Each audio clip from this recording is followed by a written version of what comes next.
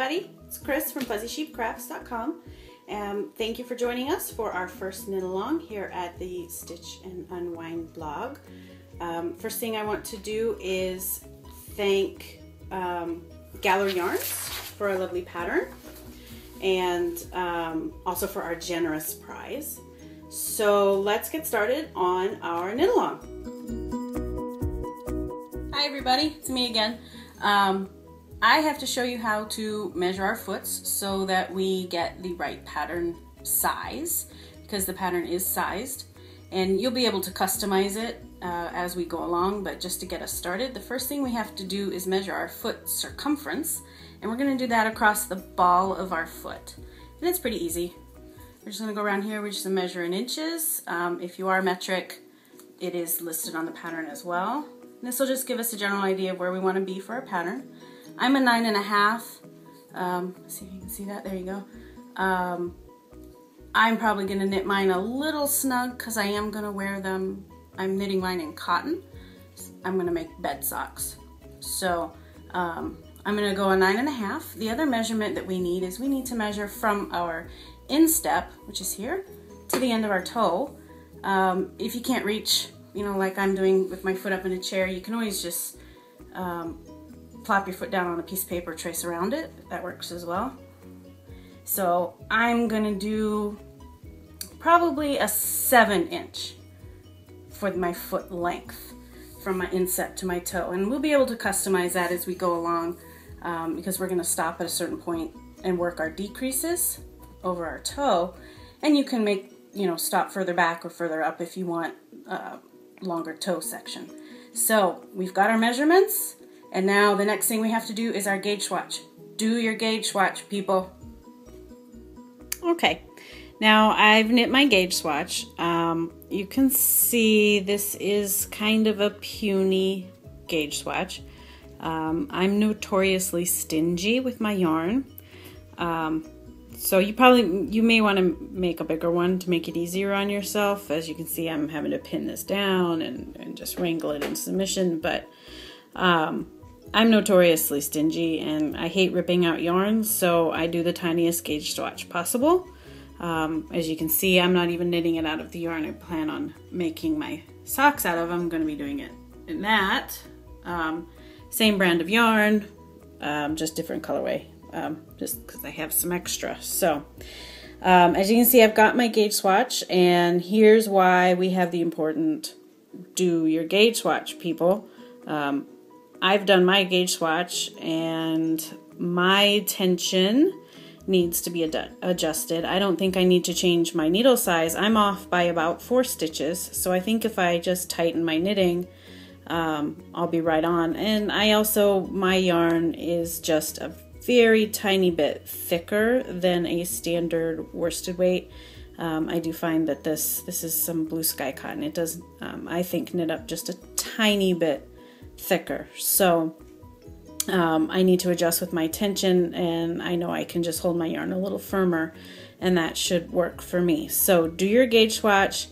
I'm probably going to do one more after I adjust my tension, and then we'll be on our way. Cast on. So you guys ready? We will get going. Now I'm going to show you our cast on. This is my cast on of choice. It's called the long tail cast on, or the double cast on, also known as the continental cast on. I think it's perfect for a pair of socks because it is super stretchy.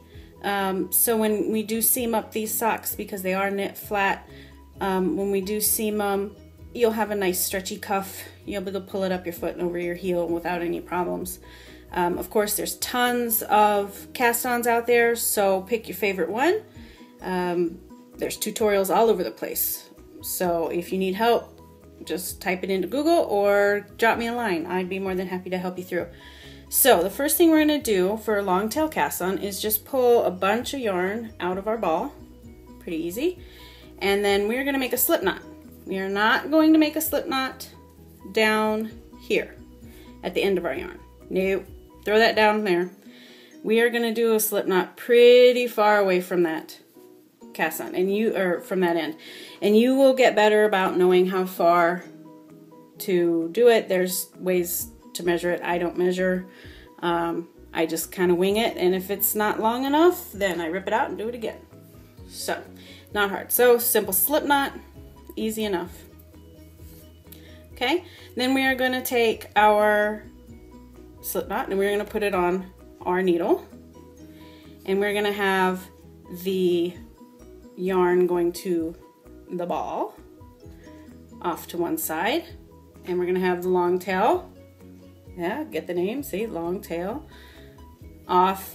I put it off to my left, and I'm going to take my, let's see, I'm trying to get this in the shot here for you. I am going to take my thumb and forefinger, and I'm going to put them through the area hanging down from the loop, or from the cast on, which has got my needle on it, and I'm going to pull, let's see if I can get that in there. I'm going to pull this down like this. So now I have this kind of Y shape right here. I have a loop going around my thumb and a loop going around my forefinger. Now the first thing I'm going to do is I'm going to take my needle, I'm going to go here, I'm going to go through my loop. I'm going to go from behind on my thumb, I'm going to reach across to the forefinger yarn, and I'm going to grab it, pull it through the loop on the thumb. See if I can see that there for you. And I'm going to take my thumb out and pull that long tail.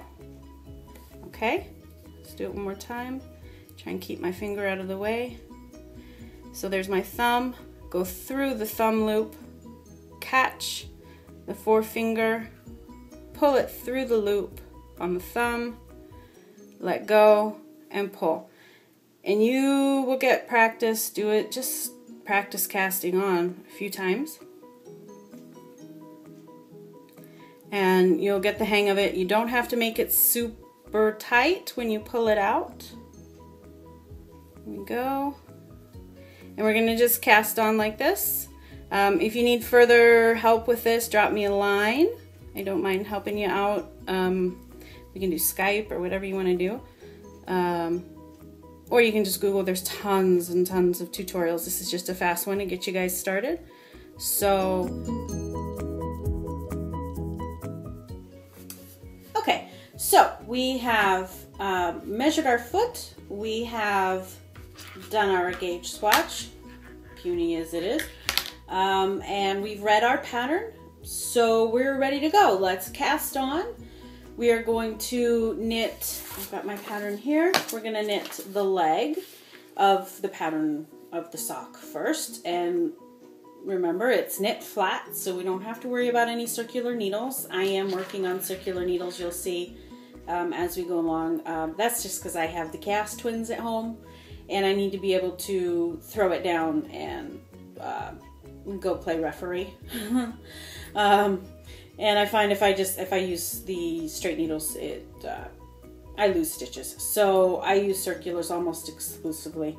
But you don't need to. Use whatever you're comfortable with. Our first part of the pattern, make sure you go through after you've measured the ball of your foot. And my suggestion is to just take your pen and circle the size that you're working, and then go through the pattern where it says, you know, cast on 44. And my size, I'm going to knit a 9-inch sock.